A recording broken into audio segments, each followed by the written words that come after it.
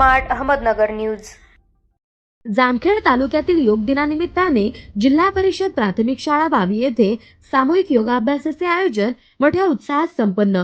केरळ तिरुवनंतपुरम येथे झालेल्या international yoga sports championship स्पर्धेतील विजेत्या आपल्या गावातील सीमा सुधीर पवार, ब्रॉन्झ मेडलिस्ट, तसेच पुणे जिल्हा पातळीवर झालेल्या स्पर्धेत प्रथम आलेल्या सौ सीमा सुधीर पवार यांनी आज आपल्या शाळेतील मुलांना नियमबद्ध योगाचे धडे दिले।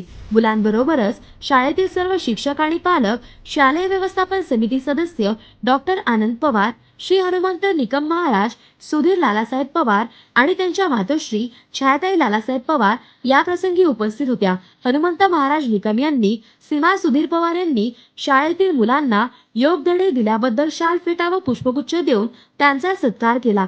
स्मार्ट अहमदनगर न्यूज जामखेड तालुका प्रतिनिधी अमृत कारंडे।